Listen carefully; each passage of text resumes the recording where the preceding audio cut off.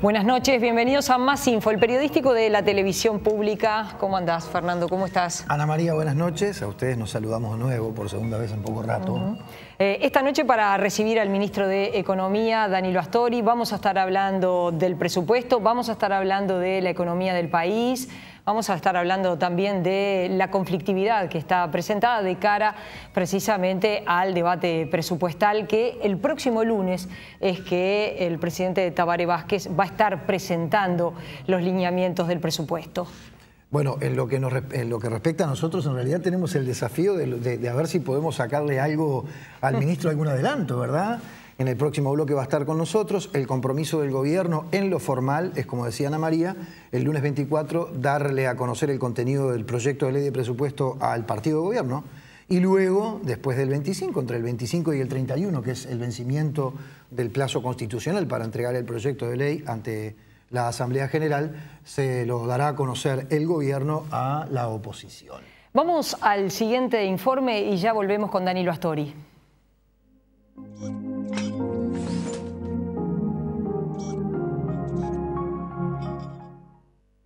El Poder Ejecutivo definió las prioridades para el quinquenio. El foco presupuestal prioritario estará centrado en educación, sistema de cuidados, infraestructura, salud y seguridad pública.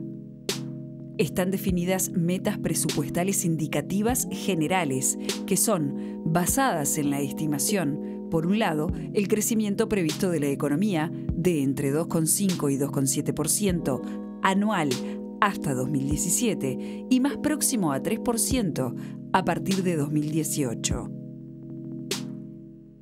También se destaca una segunda meta, que es la de revertir el resultado fiscal actual y disminuirlo, al menos en un punto, y lograr esto mientras se cumple con el programa del Frente Amplio, con sus desafíos y prioridades. En lo referente a la inversión pública nacional, el gobierno anunció el destino de 12.300 millones de dólares de inversión en infraestructura, compuestos 66% por fondos públicos y lo restante con fondos privados. Lo destinado a cada sector será, en energía, 4.230 millones de dólares, en vialidad, 2.360 millones de dólares, en infraestructura social, 1.870, vivienda, 1.320, comunicación, 750, agua y saneamiento, 550 millones de dólares, puertos, 550 millones de dólares, red ferroviaria, 360, otros rubros, 380 millones de dólares. El gobierno asegura que el endeudamiento no es la base de financiación de este plan de obras y se descarta que esto vaya a generar presiones inflacionarias.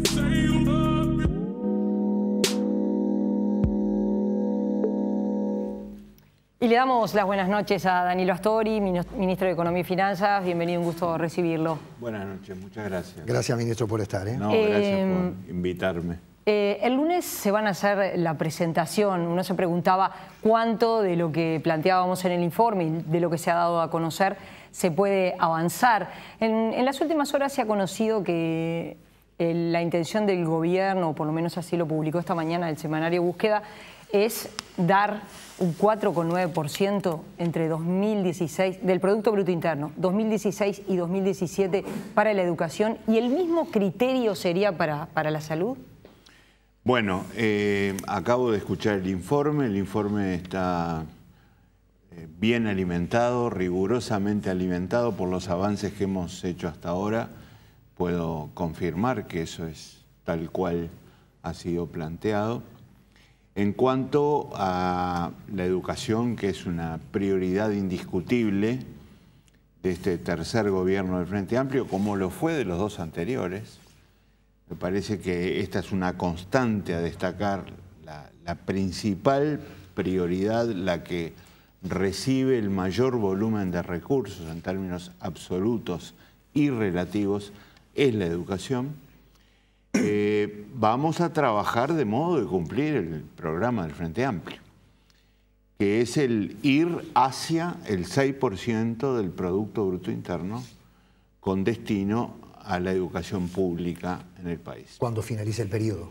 Esa es la meta. Claro, ir hacia el 6% cuando finalice el periodo, que es exactamente en términos textuales lo que dice el programa del Frente Amplio. Ahí está. Que es el gran compromiso que tenemos. En cuanto a cifras parciales, como la mencionaba en la pregunta, yo no conozco el origen, no sé quién las habrá brindado, porque no se identifican fuentes, y esos números nosotros los estamos ajustando, de modo de cumplir con la meta de ir hacia el 6% al final del periodo. Ahora, ministro, sobre el 6% le quiero preguntar, en realidad es algo que está mucho más en la raíz, ¿no? ¿Es un tanto dogmático hablar del 6%, tanto para aquellos que lo proponen, en este caso su fuerza política, fundamentalmente la campaña electoral, como quienes ahora lo reclaman? Y lo pregunto por lo siguiente. En realidad es el 6% del Producto Bruto Interno. Todos queremos, seguramente usted es el primero, que quiere tener un Producto Bruto Interno creciente. Sin duda. Entonces, no quiero ni pensar en lo que pasaría si ocurriera lo contrario, claro, ¿no? Si mantenemos lo del 6%, etcétera. Y ahí está, es importante lo que acaba de decir, porque si tenemos dificultades económicas, no tenemos crecimiento, estamos diciendo el 6% y sería muy poco. Sí, yo creo que en primer lugar Uruguay va a seguir creciendo. Uruguay está creciendo todavía a pesar de todas las dificultades que han habido en el contexto internacional y particularmente el contexto internacional cercano, ¿verdad? Que obviamente sobre Uruguay impacta en forma significativa. Uruguay ha experimentado un cierto desacople de esa situación complicada, sobre todo de Argentina, de Brasil, de Venezuela, del Mercosur en su conjunto, y sigue creciendo por encima del promedio latinoamericano.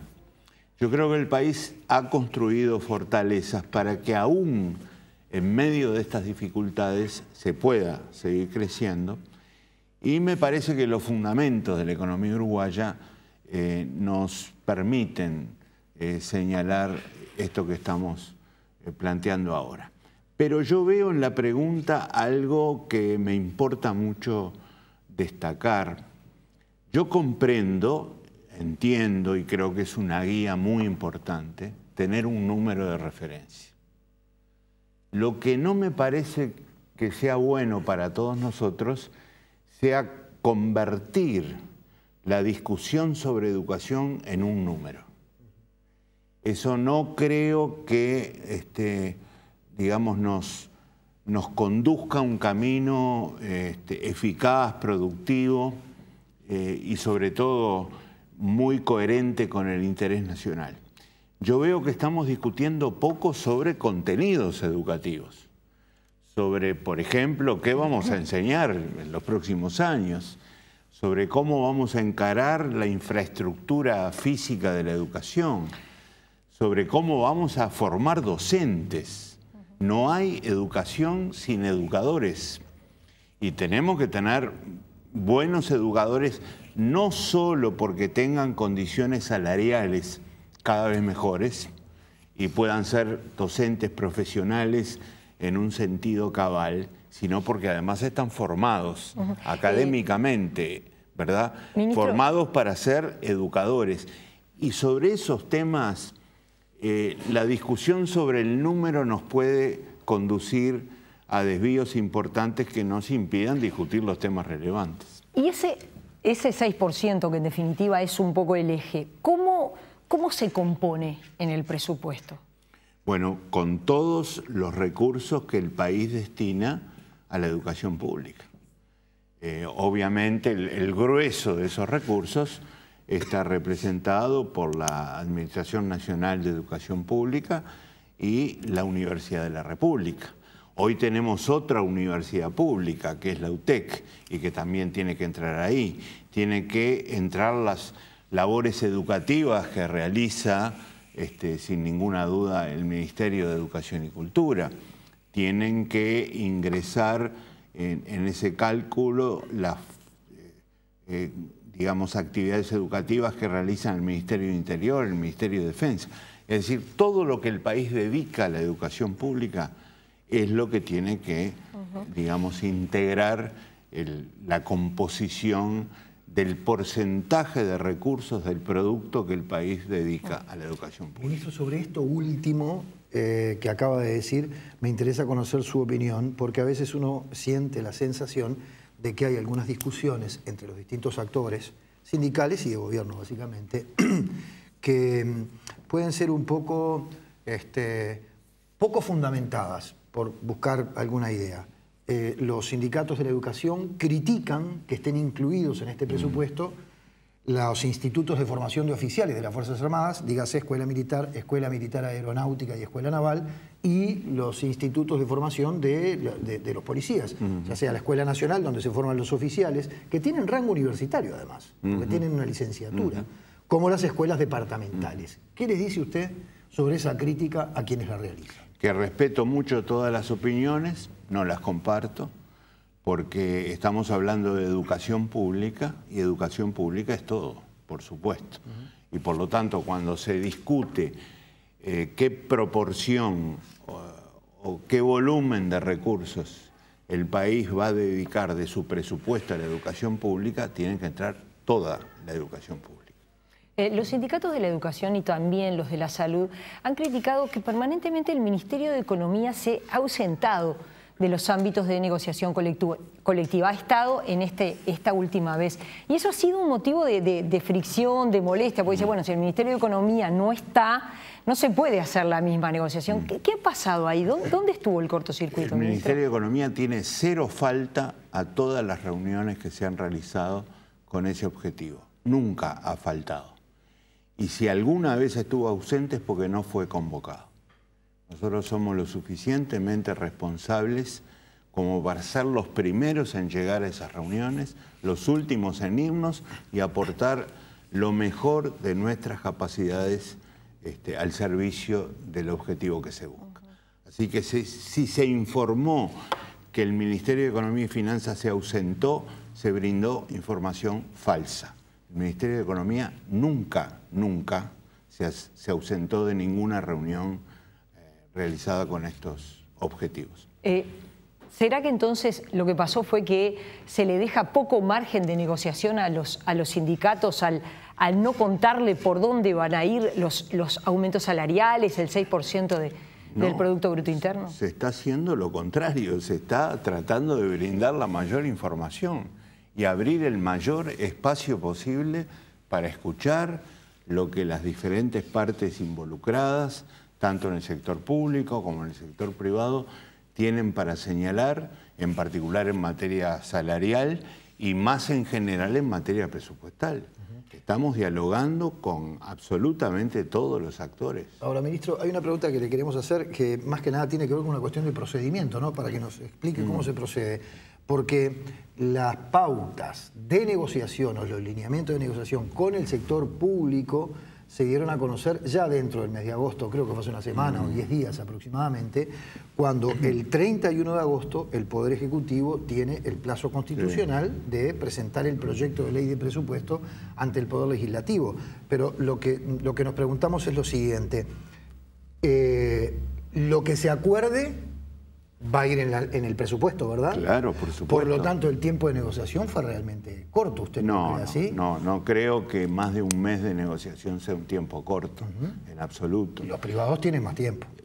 No, los privados tienen, digamos, términos absolutamente equilibrados con los públicos, en el sentido de que tenemos diversos vencimientos en el sector privado. Para el caso de los públicos tenemos lapsos que comparten todas las categorías de funcionarios públicos.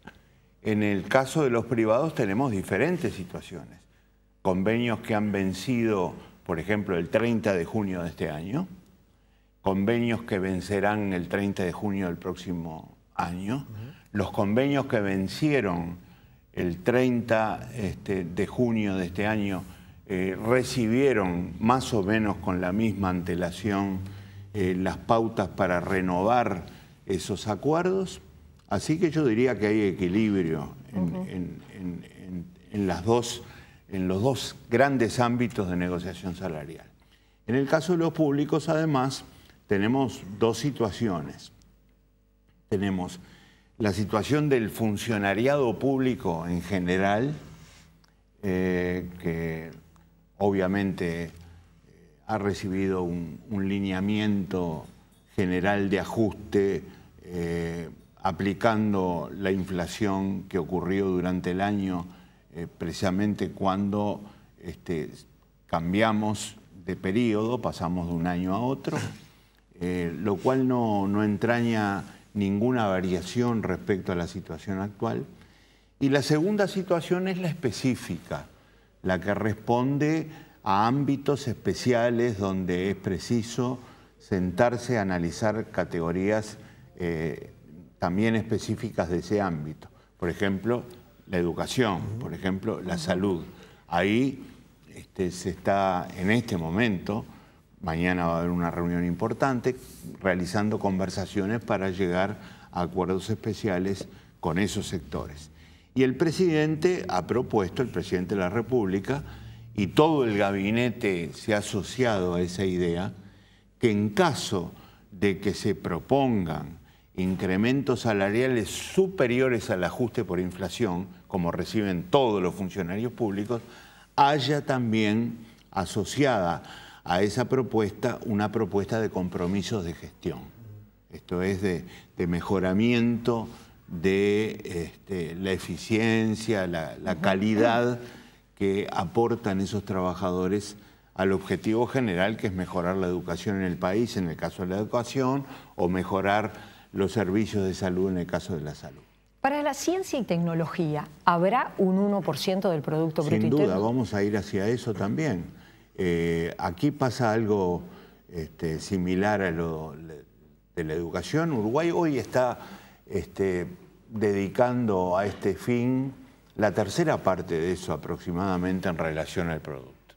Esto es 0,3 de punto con respecto al producto, es lo que el país ha venido dedicando en los últimos años a la generación de conocimiento científico y tecnológico. A todas luces insuficiente. Eso hay que mejorarlo.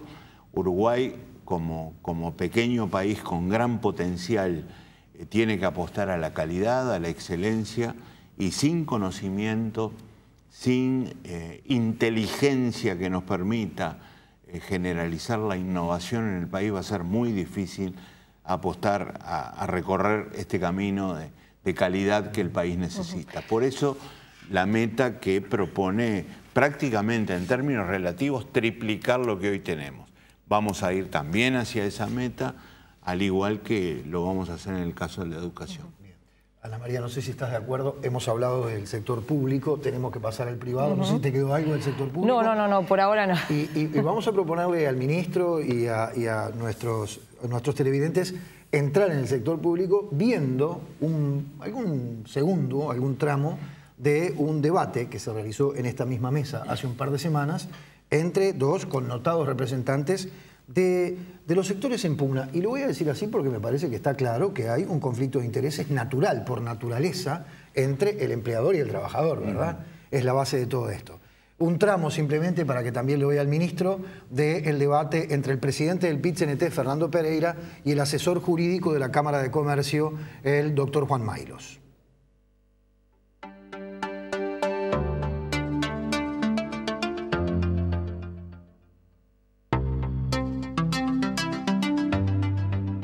Que hay una cuestión que no se debería perder en el gobierno progresista, que si el producto, la riqueza que construimos todos los uruguayos va a crecer 15%, no entendemos por qué los trabajadores van a crecer menos que ese porcentaje, y en esta propuesta, en muchas de las hipótesis, el crecimiento sería cero.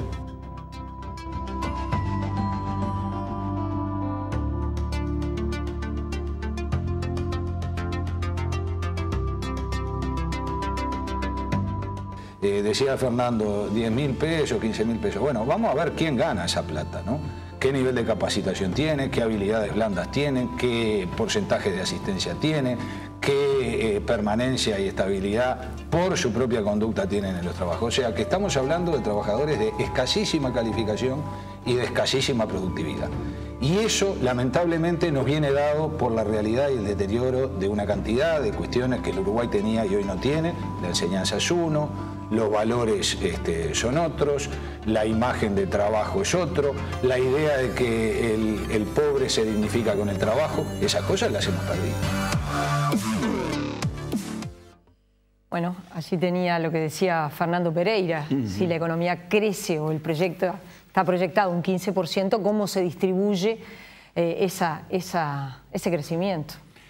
Bueno, comienzo por este punto, pero me gustaría después analizar cuáles son los grandes objetivos que tienen los lineamientos salariales que hemos presentado junto con el Ministerio de Trabajo y Seguridad Social, después de un análisis muy compartido, muy profundo, muy detenido para presentar estos lineamientos. En primer lugar, como decía antes, para los convenios que vencieron, o los sectores cuyos convenios vencieron en junio de este año. En primer lugar, a mí me parece bien que la porción de los frutos del crecimiento que perciben los trabajadores vaya acompasado con el crecimiento de la economía. Me parece justo. Ahora, eso no quiere decir que tengamos que tomar como referencia solo el salario, sino también los puestos de trabajo. Porque lo que tiene que ir acompasado con el crecimiento de la economía es el volumen total de la masa salarial. Y eso se compone por dos grandes factores: los salarios que se pagan y los trabajadores que trabajan.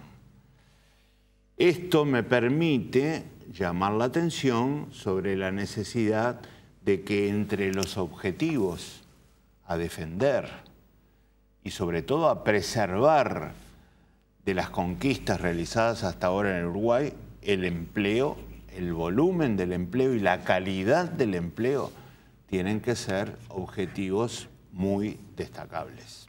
¿Está preocupado por la pérdida de fuentes de trabajo? ¿Se ha convertido para usted en una preocupación? Yo creo que hay que defender la fuente de trabajo. Y por lo tanto, no perder de vista que hay un solo camino genuino en economía para generar trabajo y un incremento de la actividad productiva. Y eso se llama inversión. Inversión pública y privada. Pública, privada, nacional y del exterior. Todos los tipos de inversión, no indiscriminadamente, sino asociados a las prioridades nacionales. Ahora, ministro, sobre las críticas que a propósito de la inversión han surgido fundamentalmente desde el sector de los trabajadores, ¿no? Con experiencias concretas, por ejemplo, Schreiber Foods, por ejemplo, el grupo Aurora, estamos hablando de dos industrias lácteas que desaparecieron porque el negocio dejó de servirles. Y ahora, más recientemente, aunque tal vez las causas sean otras, ayer escuchábamos algunas declaraciones interesantes del economista Mario Vergara sobre Fripur, que es una situación dramática realmente. Sin duda. Entonces, muchas veces se critica al gobierno de izquierda que en realidad no es demasiado exigente frente a los inversores, justamente a la hora de abrirle las puertas para que inviertan y generen fuentes de trabajo. Bueno, para empezar, todos los casos señalados son dramáticos porque han generado pérdida de fuentes de trabajo. Segundo, el señalar que el gobierno no controla a los inversores del exterior es una afirmación injusta, porque se controla hoy más que nunca a las inversiones que vienen del exterior, más que nunca. Es más, a algunas se les ha retirado el incentivo que se le ha dado, ¿verdad? Por razones de incumplimiento de los programas y los proyectos sometidos a consideración de la Comisión de Aplicación de la Ley de Inversiones. ¿Eso ha pasado recientemente, ministro? Sí, ha pasado. ¿Por ejemplo? Sí. No quiero poner ejemplos porque no me corresponde decirlo ahora, y sobre todo porque creo que es necesario mantener la debida confidencialidad al respecto. Pero ha pasado y va a volver a pasar seguramente. Ahora, no los identificará, pero ¿qué clase de incumplimientos? Son casos excepcionales. Por ejemplo, ritmo de inversiones, por ejemplo, incorporación de tecnología. No hay que olvidarse que los estímulos que se conceden por parte del gobierno son estímulos que se califican en base a puntajes de acuerdo con las prioridades nacionales. Yo hoy mencionaba la calidad del empleo. La calidad del empleo es uno de ellos. En segundo lugar, la capacidad exportadora es otro. En tercer lugar, la incorporación de innovaciones es un factor fundamental. En tercer lugar, en cuarto lugar, el cuidado ambiental cada vez está más presente en la evaluación de estos proyectos. El no cumplimiento de alguno de los compromisos asumidos en estos ámbitos es factor de revocación de los estímulos concedidos, sin duda. Ministro, y se hace un control muy severo al respecto. Entonces, los casos señalados, que son casos lamentables, son casos que yo llamaría excepcionales a la luz del volumen de inversiones que ha recibido el país y que ha estimulado el país, ¿verdad? Entonces, no me parece que sea justo decir que el Ministerio no ha controlado. El Ministerio ha controlado rigurosamente y seguirá controlando a todas las inversiones promovidas. Pero previamente, una cortita, Ana María, y te dejo para que no se nos vaya del tema el ministro. No, yo no me voy del tema. No. Pero me refiero a lo siguiente. Antes de que ocurriera lo que ocurrió, por ejemplo, con Schreiber Foods, ¿hubo alguna de esas aprietes de clavija por parte de los mecanismos de control? Seguramente. No les puedo dar detalles al respecto, pero seguramente los debe haber habido, porque no se llega de un día para otro a una situación conflictiva. Yo iba a tomar el tema de Fripur, porque los trabajadores de Fripur aquí mismo señalaron que ellos tenían conocimiento que dineros del Banco República que había solicitado la empresa Fripur, los propietarios de Fripur, habían sido desviados a otras inversiones de la familia propietaria de Fripur.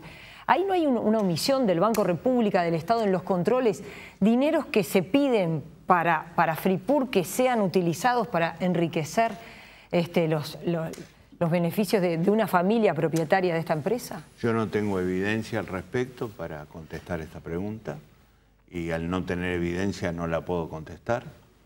Seguramente el Banco de República tiene mecanismos para fiscalizar y supervisar el destino de los fondos que presta. Tengo absoluta confianza en las autoridades y en las instituciones del Banco de República en este sentido, pero personalmente no tengo evidencia para hablar sobre posibles desvíos de recursos.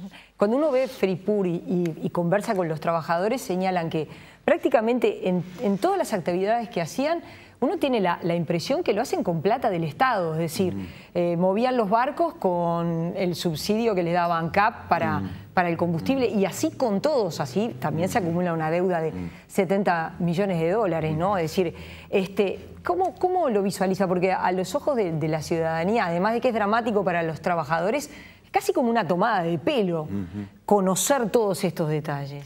Bueno, se han acumulado seguramente efectos de decisiones durante el transcurso de un periodo largo de tiempo. No creo que esta situación se haya generado también abruptamente ni de un día para otro. No conozco información interna de la empresa como para opinar, les vuelvo a repetir. Ahora, abonando un poco lo que dice Ana María, escuchamos al ministro de Trabajo, Ernesto Murro, ayer o antes de ayer, decir que lo que ocurrió esta semana con Fripur no ocurrió antes justamente por el apoyo estatal que tuvo. Si no hubiese sido por ese apoyo estatal, esta situación hubiese devenido antes. Y esto lo quiero conectar con algo que, y hay que plantearlo, ministro, hay que ponerlo arriba de la mesa porque la gente lo habla en la calle y yo creo que a veces la gente quiere... Siempre se ha dicho que hay una suerte de vínculos personales, por ejemplo, entre los hermanos Fernández, Máximo y Alberto Fernández, con el expresidente Mujica. Y hay mucha gente que hace toda esa asociación, que Fripur recibió prebendas por esos vínculos personales con el presidente Mujica. Mujica fue presidente hasta el 28 de febrero y usted vicepresidente hasta el 28 de febrero. ¿Qué tiene para decir sobre eso? No tengo evidencia sobre vínculos personales de los propietarios de Fripur con el expresidente Mujica. La banda presidencial. Sí, por supuesto, la banda presidencial es lo que yo conozco. Sí. ¿Usted utilizó el avión de Fernández en la campaña del 2009 para moverse de un punto a otro del país? Sí, el empresario Fernández ofreció el avión o uno de los aviones de Fripur para trasladar al presidente Mujica y a mí a una entrevista con el presidente de Brasil. Pero no llamaría eso un vínculo personal. Está bien, está bien. ¿Y hay salida para empresas como Fripur? ¿El Ministerio de Economía está en conocimiento de que hay inversores interesados ahora que la empresa... Ojalá hubiera, porque además hubo un impacto importante negativo de mercados externos, compradores del producto Uruguay como Nigeria, que han puesto a la empresa en serias dificultades según, digamos, lo que ha trascendido. El propio Ministerio de Trabajo ha suministrado información al respecto en el Consejo de Ministros, y lo que necesita una empresa en esas dificultades es una inyección de inversión que le permita salir adelante y superar la caída de mercados que ha sufrido hasta ahora. Ahora, hay dos temas, uno lo planteaba Ana María y otro lo planteaba el presidente del Banco Central, el economista Mario Vergara, opinando del tema como un observador, me parece que no como presidente del Banco Central. Él decía que lo que ocurrió con Fripur está muy conectado con la obsolescencia de su procedimiento de producción, de su maquinaria, etcétera. Y al mismo tiempo, y lo consignaba Ana María recién, recibía préstamos. Entonces, ¿para qué uno se pregunta, o la gente se pregunta, ¿para qué reciben préstamos las industrias si después quedan obsoletas y les pasa lo que le pasó a Fripur? Sí. Porque, qué cosa interesante, no es una cuestión de que carezca de clientes. Ayer había, en la entrevista que vos realizabas de mañana, dos representantes sindicales que dijeron que clientes tienen de sobra al punto tal de que no han podido cumplir con pedidos que ya estaban preestablecidos. Bueno, discúlpeme, pero dentro de la escasa información que yo tengo sobre la empresa, la que tengo dice exactamente lo contrario a lo que usted ha dicho. ¿Con respecto a los mercados. Ajá.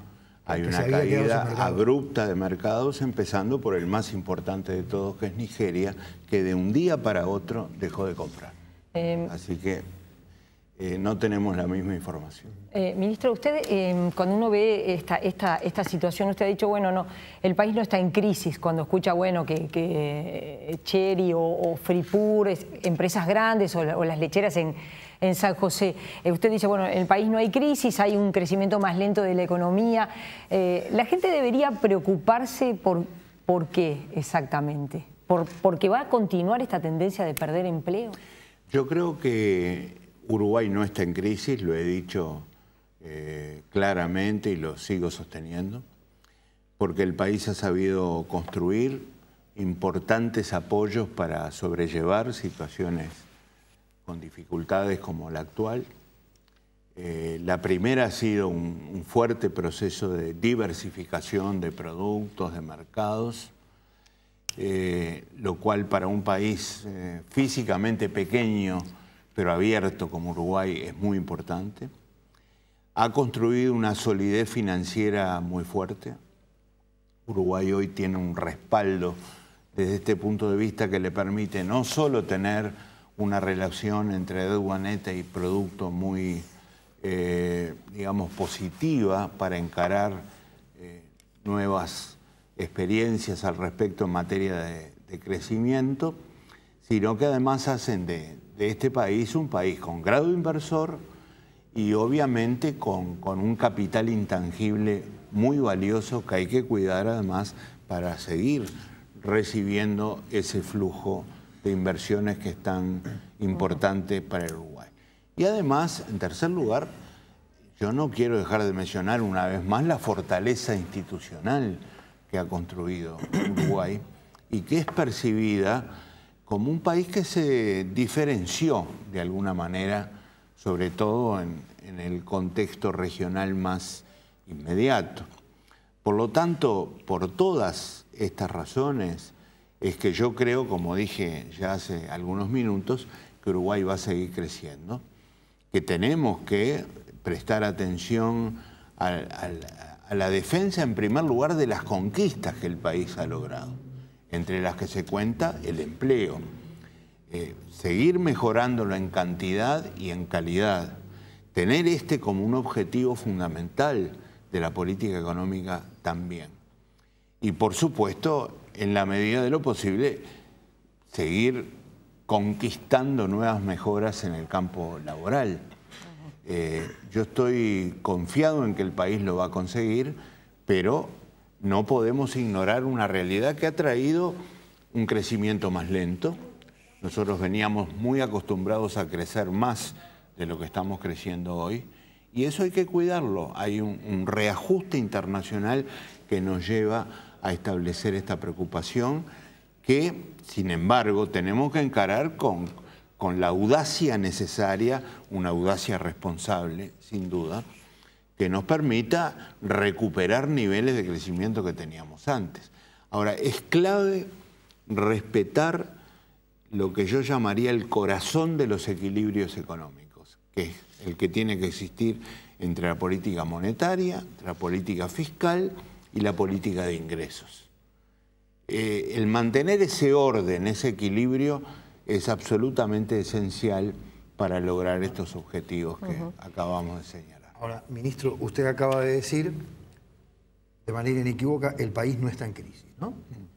Y yo, y quiero ser especialmente transparente, siempre somos transparentes cuando hacemos este programa, pero quiero ser especialmente transparente en formularle la pregunta.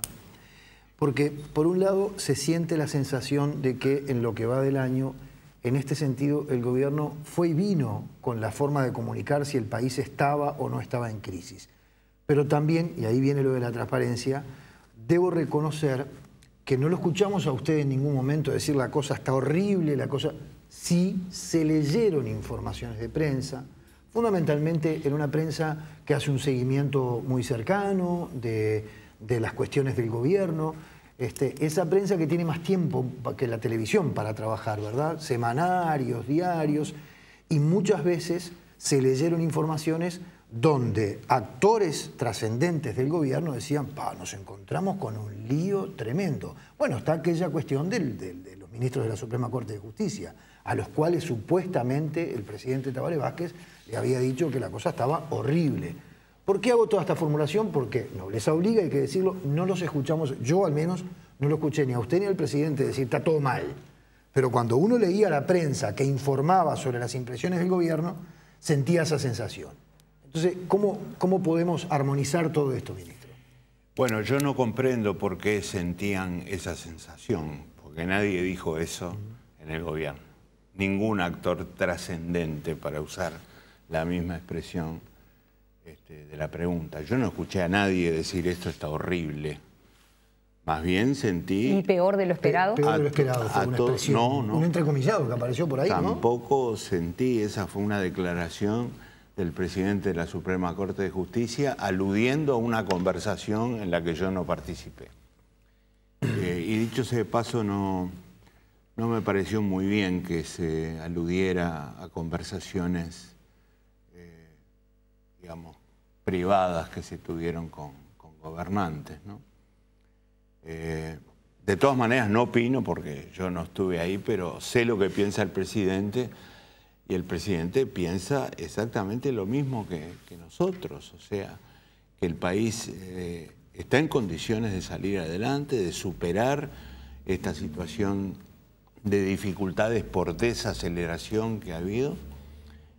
Así que no escuché a nadie señalar una situación tan negativa ni calificarla de horrible, mucho menos. Bien, ahora hubo sí algunas señales, y en este caso no fueron leídas de las páginas de los semanarios de los diarios, sino ahí sí se le escuchó a usted, por ejemplo, cuando en el mes de marzo o abril, ahora no lo recuerdo bien, puso la idea sobre la mesa de ver qué se hacía con la continuidad del proyecto Ante la Arena, que se ha colocado además en el centro de la discusión. Parece ser que el gobierno ya tiene una idea de cómo seguir adelante, y fideicomiso, las obras se retoman en el mes de enero, después que termine la licencia de la construcción.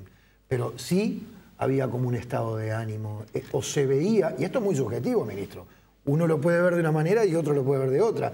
Pero se les veía medio ahí, ¿no? Medio con un estado de ánimo de preocupación y de repente salen a anunciar ese shock de inversión impresionante que hizo que muchos dijéramos, ¿qué pasó? No hay que referirse a una inversión en particular porque lo que nosotros propusimos y estamos desarrollando refiere a todas las inversiones de las empresas públicas y no solo de Antel, claro. a todas. Porque nos pareció que era menester, fundamentalmente para responder a la necesidad de cumplir con el programa del Frente Amplio ante una situación que tiene una desaceleración en su nivel de actividad, tener una coordinación básica, fundamental de las inversiones de las empresas públicas, que habían venido siendo muy importantes en los años precedentes. Entonces, en estas circunstancias creímos lo mejor y seguramente lo seguiremos creyendo para el futuro, coordinar las oportunidades, los montos, los volúmenes, los destinos, cosa que hoy está en marcha. Así como también el cuidado en el desarrollo de los gastos operativos de las empresas, los gastos corrientes. Es en ese contexto que hay que inscribir las decisiones que se tomaron no solo sobre Antel Arena, sino sobre las inversiones de UTE, de ANCAP, de OCE, de la Administración Nacional de Puertos, que fueron las empresas más importantes sobre las que hemos venido trabajando. Hoy disponemos de una coordinación importante de las inversiones de todas esas empresas y lo que es más relevante, un volumen coherente con las posibilidades fiscales del país y los equilibrios de los que yo hablaba hoy. Allí mismo el expresidente, el senador José Mujica, reivindicaba el derecho, la autonomía que deben tener las empresas públicas para hacer inversiones como las que hicieron. Eso de alguna manera quedó en el pasado. Ahora este gobierno encabezado por Tabaré Vázquez, con usted como ministro de Economía, el desempeño es diferente. La realidad va cambiando y uno, el peor pecado que puede cometer cuando está diseñando una política económica es ignorar la realidad. Y por supuesto los periodos son distintos. Los 3 periodos del Frente Amplio tienen características, aunque estemos iniciando recién el tercero, muy diferentes, ¿verdad? El primer periodo fue un periodo que nace con emergencias que hay que atender, como la deuda, como el llamado plan de emergencia. Luego las cosas van mejorando, el segundo periodo es un periodo de crecimiento muy importante. Y ahora la nueva situación de la que estábamos hablando hasta ahora, comentando hasta ahora, nos lleva a decir, bueno, las inversiones de las empresas públicas son absolutamente relevantes y sin ellas es muy difícil pensar en un país como Uruguay en un proceso de desarrollo económico y social relevante. El aporte de las empresas públicas, de todas ellas, es absolutamente esencial, pero será mucho mejor si lo podemos coordinar y sobre todo adecuar al cumplimiento, vuelvo a repetir, del programa del Frente Amplio, a los compromisos con la educación, con el sistema de cuidados, con la infraestructura, con la seguridad pública, con los temas ambientales, que son prioridades indiscutibles del programa del Frente Amplio. Tenemos que hacer todo eso. Al mismo tiempo que coordinamos las inversiones públicas, vamos a promover en otros ámbitos, como el Ministerio de Transporte y Obras Públicas, una inyección fuerte de inversión en infraestructura, convocando para ello al sector privado, porque estos desafíos trascienden largamente nuestras posibilidades fiscales, las posibilidades públicas. Por lo tanto, el papel del sector privado a través de la metodología de participación público-privada va a ser muy importante. Que hasta ahora no ha dado resultado. Bueno, ya tenemos un proyecto importante en marcha y vamos a tener muchos otros porque hay varios llamados ya planteados, sin duda. La cárcel, ¿no? ¿Perdón? La cárcel. Sí, yo no la llamaría cárcel. Bueno. Es un centro de rehabilitación que está bastante más dedicado que a la sanción, a la recuperación de quienes han incurrido en conductas desviadas y están, digamos, intentando una reinserción en la sociedad. Ministro, sobre esto mismo, un detalle más. Sentado ahí en esa silla que está usted ahora, el expresidente Mujica, hace un mes aproximadamente, dijo: cuando fui presidente le dije a las empresas que invirtieran todo lo que pudieran, porque una forma de privatizar, decía Mujica, es dejarlas envejecer, ¿verdad?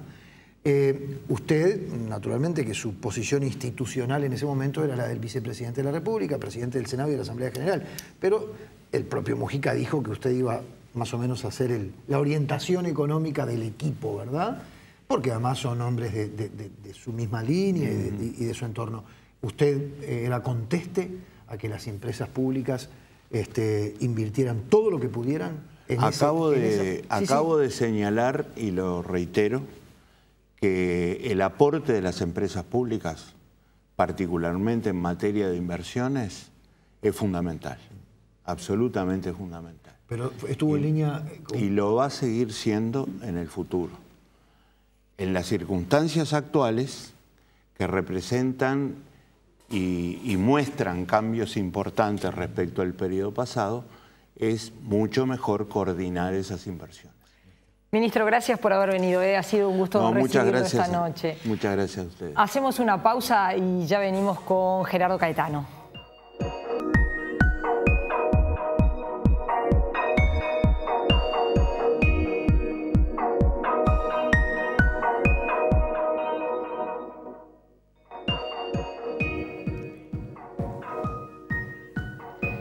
Buenas noches a Gerardo Caetano. ¿Cómo estás, Gerardo? ¿Qué tal? ¿Cómo están? Bueno, hablamos de todo un poco con el ministro de Economía, Danilo Astori. Adelantó poco de lo que van a presentar el lunes, como era de suponer. Igual algunas cosas dijo. Sin lugar a dudas. Yo creo que hoy el ministro tenía el freno de cambio. El freno de mano. Y era bastante lógico. Advirtamos el cronograma. El lunes que viene se va a entregar la información del presupuesto a la bancada de gobierno y luego en la semana se va a entregar, de acuerdo a un procedimiento ya establecido, al resto de las bancadas de la oposición y allí, bueno, luego tomará luz pública. El plazo vence el 31 de agosto. Es bastante lógico que el ministro de Economía no anticipe anuncios relevantes. De todas maneras, nosotros podemos ir configurando una situación. La ley de presupuesto es la ley más importante de cualquier legislatura. Es además una ley que en el caso uruguayo proyecta un presupuesto a 5 años, lo cual en una coyuntura como la actual es particularmente desafiante. Por esto se ha anunciado que este presupuesto va a tener 2 etapas. Una etapa de un presupuesto de aquí al 2017 y una segunda etapa de un ajuste de los últimos 3 años de ejecución, lo cual es muy relevante, y responde a una realidad. Hoy es muy difícil, en función de la desaceleración económica, de los cambios del contexto internacional, poder saber ¿cuál es la previsión hacia el 2019? El gobierno ha hecho previsiones. Está la previsión de un crecimiento del 15%. Pero en la mayoría de los países la ejecución presupuestal es anual. Esta idea de los planes quinquenales es una idea diferente. Aquí ya hay una primera señal respecto a un presupuesto que en este primer bienio va a ser un presupuesto cauteloso. Bueno, respecto a eso, por lo menos mi impresión es que el ministro insistió mucho con el concepto de cuidar lo logrado. En varias oportunidades, cuando le preguntábamos sobre el crecimiento y cómo se reparte ese crecimiento a partir de lo que había dicho aquí mismo en Más Info el presidente del PIT-CNT, Fernando Pereira, el ministro insistió en más de una respuesta, a ver si no me equivoco, en que a él le preocupaba cuidar lo que se había logrado, incluso en materia de empleo, ¿no? Lo que ocurre es que ahí hay un aspecto fundamental, porque la política también tiene una dimensión subjetiva. El ministro dijo, Uruguay está creciendo, y está creciendo por encima del promedio de América Latina, en un contexto de dificultades con dos países vecinos, los dos países más importantes de Sudamérica, en situación de recesión o de incertidumbre, como es el caso argentino. Y va a seguir creciendo, una señal. Otra señal, aquí hay que priorizar la conservación de lo logrado. Cuando uno trabaja la idea del conservadorismo de lo logrado, da como una señal, bueno, en donde está acompañando una tendencia. Cuando uno dice el país va a seguir creciendo, está apostando a, bueno, esas fortalezas institucionales, esa dinámica que ha permitido al Uruguay, incluso en un contexto de bonanza, crecer por encima de la región y de sus vecinos. Yo creo que ahí hay un equilibrio y que estamos en un momento en donde tal vez el ministro pone digamos, los acentos en la cautela, pero él mismo ha tratado de construir ese sintagma complejo, pero que indica un rumbo que es la audacia responsable. Sí, lo mencionó. Lo mencionó. Es muy claro que a este gobierno el conservadorismo de lo logrado no le va a alcanzar y que la sociedad no va a aceptar simplemente mantener las conquistas de estos 10 años. Esta es una sociedad más demandante, es una sociedad que se acostumbró a pelear derechos. Por supuesto de que las restricciones internacionales para un país de la escala del Uruguay son muy relevantes, pero la audacia tendrá que ser responsable, pero tendrá que estar. Y esto tiene que ver con la idea de que el Uruguay tiene que seguir creciendo y tiene que seguir redistribuyendo. Aquí hay un elemento fundamental que yo creo que va a estar en juego en la tramitación parlamentaria. Y recordemos que lo que se vence el 31 de agosto no es la tramitación presupuestaria. No, es el presupuesto del gobierno, claro, después entra el Parlamento, claro. Ahora empieza el... Ahora empieza. En realidad ya empezó. Y yo lo que puedo augurar, seguramente, y no quiero augurar tragedias, porque no lo son, el Uruguay convive mal con el conflicto. Y en realidad el conflicto marca el dinamismo de la sociedad. Bueno, vamos a tener meses complejos, donde va a haber debate parlamentario, donde incluso entre la propuesta del Ejecutivo, del Gobierno, y los debates en la bancada parlamentaria, van a haber diferencias. Sí, sin duda. Y acá el movimiento sindical va a hacer lo suyo, los empresarios van a hacer lo suyo, y esto es lógico y no hay que tenerle miedo. Estamos ingresando en una etapa en donde la ley más importante del periodo, en un país en donde el Estado es el principal comprador, compras públicas es un factor decisivo. Clave. Es el principal empleador, 15% de la PEA son funcionarios públicos. Y es el principal empresario, porque las empresas públicas en su conjunto son el gran factor de inversión y el gran factor de dinamismo económico. Entonces, que haya conflictos y que haya debate es algo que debemos incorporar sin drama. Gerardo, te pregunto lo siguiente, y además agrego a lo que acabas de decir. También las movilizaciones sindicales que se están dando por estos días, que impactan mucho, que uno siente la sensación de que son muchas e intensas, van a continuar durante todo el año, porque los sindicatos también seguirán reclamando mientras el Parlamento, el Poder Legislativo, discute la ley de presupuesto que se va a votar sobre fin de año. Pero te digo lo siguiente, esa audacia a la que vos te referís, combinada con el cuidar lo logrado, ¿está demostrada, crees que está demostrada de alguna manera en estos anuncios de inversiones millonarias, ¿no? Que uno tiene la sensación de que tienen una base keynesiana bastante visible. ¿Estás de acuerdo con eso? Ahí hubo como un manejo de tiempos y como dos señales que tal vez formaban parte de una misma señal, pero que, como ustedes señalaban, en la secuencia no pareció dos partes de una misma señal, sino dos señales diferentes. Hubo una primera señal de cautela, estamos en un contexto diferente, y hubo una segunda señal de decir, el país va a seguir creciendo. Ahora, esa cautela, ese concepto, porque una cosa es cautela y otra cosa es, podría decirlo una palabra vulgar, pero estamos en un programa de televisión, miedo. Es decir, hubo cierta distorsión entre el estado de ánimo del gobierno apenas se inició y el mensaje que le llegó a la gente a través de los medios de comunicación. Yo creo que hubo problemas de comunicación Sí, viste que Astori no admitió lo que le preguntamos en cuanto a el país está peor de lo que esperábamos, frase que el presidente de la Suprema Corte de Justicia, Jorge Chediak, dice a los colegas del semanario Búsqueda. Que supuestamente se lo dijo el presidente Tabaré Vázquez. Exactamente. Que dijo, yo no estaba en esa reunión. Incluso y dijo algo más. Y dijo algo más, criticó al presidente de la Suprema Corte de Justicia. Yo creo que es una crítica fundada. Claro, es una crítica fundada. Que hizo público una conversación privada. Una conversación privada que además, fuera de contexto, puede ser de alguna manera orientada en forma muy diferente. Lo que sí debemos advertir es que estamos en un contexto diferente. Pero conservar lo logrado no es un programa viable para este gobierno. No es un programa viable para este gobierno.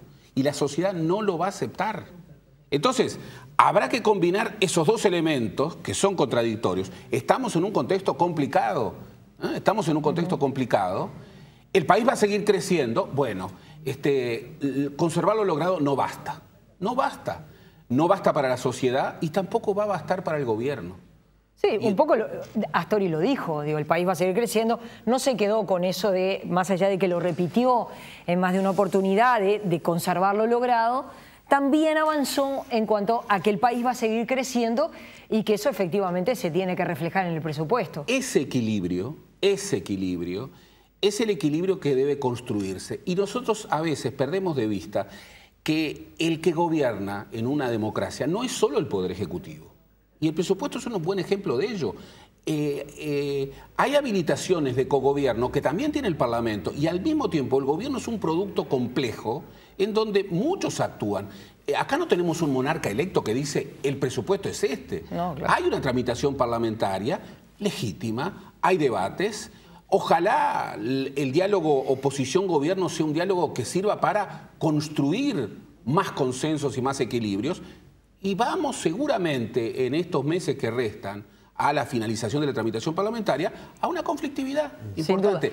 El objetivo será construir ese equilibrio en donde los dos factores de la ecuación, audacia, responsable, se conjuguen. Conservar lo logrado no va a alcanzar. Gracias, Gerardo. Llegamos al final. Vamos a contarle a la teleaudiencia que el próximo jueves a las 21 horas aquí van a estar la senadora Mónica Xavier del Frente Amplio, la senadora del Partido Nacional Verónica Alonso, que vamos a tener una entrevista con quien es el director del Sistema Nacional de Cuidados, Julio Bango, porque el tema precisamente será ese, el buque insignia del gobierno de Tabaré Vázquez. El Sistema Nacional de Cuidados será el tema para el próximo jueves. Los esperamos.